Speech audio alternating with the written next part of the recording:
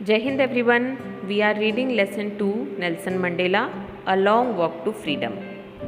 Till now we have read that this chapter is an extract from his autobiography A Long Walk to Freedom, in which we are going to read about the inauguration day, the day when Nelson Mandela sworn is as the first black president of South Africa.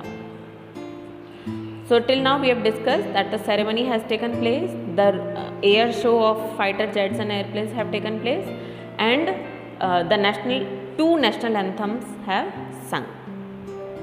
उसके आगे अब हम पढ़ेंगे. On the day of the inauguration, I was overwhelmed with a sense of history.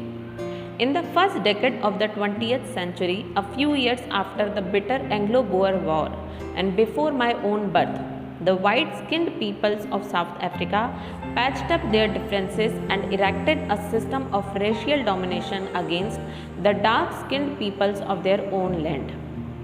The structure they created formed the basis of one of the harshest, most inhumane societies the world has ever known. अपने इस inauguration के दिन पर, इस खास दिन पर I was overwhelm होना मतलब पूरी तरह से भरा होना, एक सेंस ऑफ हिस्ट्री, इतिहास की भावनाओं से, पुराने यादों से मैं भरा हुआ था. वो यहाँ पर इतिहास, पुराना समय याद कर रहे हैं अपना साउथ अफ्रीका का. 20th सेंचुरी के पहले दशक, 20th सेंचुरी का पहला दशक कौन सा हुआ? 1901 से लेकर 1910 का समय, उसको हम 20th दशक का पहला दशक कहेंगे, 20th शताब्दी का, जो कि मेरे पैदा होने से कुछ साल पहले की बात है और एंग्लो बोअर वॉर के ख़त्म होने के कुछ समय की बात है. मतलब 1901 से 1910 के बारे में बात कर रहे हैं, जब एंग्लो बोअर वॉर ख़त्म हो चुकी थी और अभी नेल्सन मंडेला पैदा नहीं हुए थे. तो उस वक्त के दौरान जो साउथ अफ्रीका के गोरे लोग थे, श्वेत लोग थे, उन्होंने आपस में अपने सारे मतभेद ख़त्म कर लिए और इरेक्ट किया, एक ऐसा सिस्टम बनाया रेशियल डोमिनेशन का अश्वेत लोगों के प्रति. मतलब जब तक एंग्लो बोअर वॉर चली तब तक पूरे साउथ अफ्रीका में हर जगह लड़ाई का माहौल रहा. इवन गोरे लोग भी आपस में सुप्रीमेसी के लिए लड़ रहे थे. लेकिन जब ये युद्ध ख़त्म हुआ तब ऐसा समझौता हुआ जिसमें सारे गोरे लोगों ने मिलकर एकता स्थापित कर ली. उन लोगों ने आपस में यूनाइट हो गए, वो लोग किसके खिलाफ? ब्लैक के खिलाफ. तो अब तक तो गोरे लोग भी आपस में लड़ रहे थे, नहीं, उन्होंने सोचा कि हम सब आपस में मिलकर शक्तिशाली हो जाते हैं और अब हम किससे लड़ेंगे, किसको दबाएंगे? काले लोगों को. तो उन्होंने अपने सारे मतभेदों को ख़त्म करके आपस में वो एक हो गए और उन्होंने मिलजुल कर एक ऐसा सिस्टम नया बनाया उनके खुद की ज़मीन के अश्वेत लोगों के प्रति, जो कि दुनिया का आज तक का सबसे ज़्यादा हार्श मतलब कठोर, हार्शेस्ट की सुपरलेटिव डिग्री यूज़ है, यानी सबसे ज़्यादा कठोर, कठोरतम, और मोस्ट इनह्यूमन मतलब अमानवीय. तो दुनिया का आज तक का सबसे ज़्यादा कठोर और सबसे ज़्यादा अमानवीय सिस्टम उन्होंने बनाया अश्वेत लोगों के प्रति.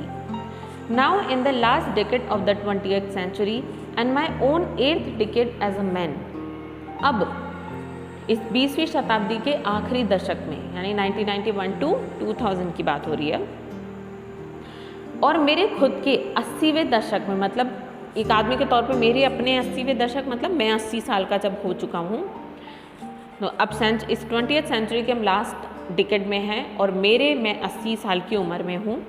अब that system had been overturned forever and replaced by one that recognized the rights and freedoms of all peoples regardless of the color of their skin. तो अब जाके ये जो सिस्टम है ओवरटर्न मतलब पलट गया है या बदल गया है, फॉरएवर मतलब हमेशा के लिए. तो अब जाकर उस सिस्टम को उखाड़ दिया गया है, उसको बदल दिया गया है और ऐसे सिस्टम से रिप्लेस कर दिया गया है जो कि लोगों की, हर आदमी की, उनके कलर के रिगार्डलेस मतलब बिना कलर की परवाह किए हर इंसान के हक और स्वतंत्रता को पहचानता है. That day had come about through the unimaginable sacrifices of thousands of my people whose suffering and courage can never be counted or repaid. I felt that day, as I have on so many other days, that I was simply the sum of all those African patriots who had gone before me. उस दिन मेरे दिमाग में unimaginable मतलब अकल्पनीय sacrifices of thousands of my people, मतलब ये दिन जो आया है, that day had come about through, ये जो दिन आया है कि ये सिस्टम बदल गया है, तो ये जो दिन आया है ये मेरे लोगों के, मेरे हज़ारों लोगों के अकल्पनीय बलिदानों के बाद आया है, बलिदानों के कारण आ पाया है। लोग जिनकी वो सफरिंग मतलब जिनकी पीड़ाओं, एंड करेज मतलब बहादुरी, वो लोग जिनकी पीड़ाओं और बहादुरी को न तो कभी काउंट किया जा सकता है और ना ही कभी रीपे किया जा सकता है। मतलब इतने हज़ारों लोगों ने जो अपने बलिदान दिए, उन बलिदानों के कारण ये स्वतंत्रता मिल पाई है, ये सिस्टम बदल पाया है। और वो बलिदान ऐसे थे कि उन लोगों की जो उन्होंने कितने दुख सहे, कितनी पीड़ाएं सही और कितनी बहादुरी उनके अंदर थी, तो उस दुख और उस बहादुरी का हम न तो कभी हिसाब लगा सकते हैं और ना ही उसका कभी कर्ज चुकाया जा सकता है, हम कभी उन्हें रीपे कर सकते हैं। I felt that day as I have on so many other days. उस दिन मुझे महसूस हुआ जैसा कि मुझे और भी बहुत सारे दिनों पर महसूस हुआ था, तो उस दिन भी मुझे ये महसूस हुआ कि I was simply the sum of all those African patriots who had gone before me, कि मैं कुछ नहीं बल्कि सिर्फ सम हूँ।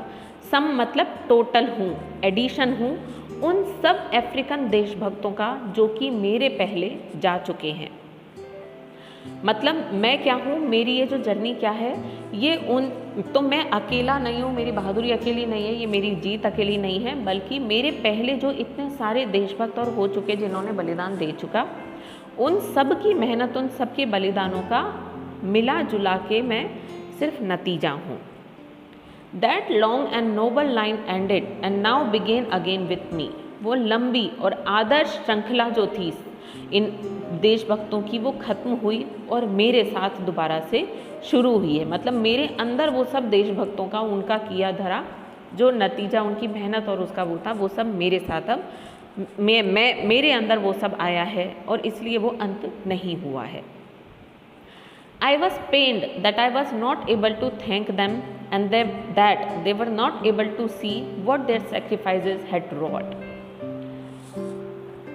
मुझे दुख हुआ ये सोचकर कि मैं उनको शुक्रिया अदा नहीं कर सका और ना ही वो लोग देख सके कि उनके बलिदानों ने क्या नतीजा लाया है। रॉट मतलब क्या हासिल किया है, मतलब उनके बलिदानों के कारण क्या नतीजा आया, क्या उपलब्धि हासिल हुई, ना तो वो लोग ये देख पाए और ना ही मैं उनको उनके इन बलिदानों का शुक्रिया कर पाया।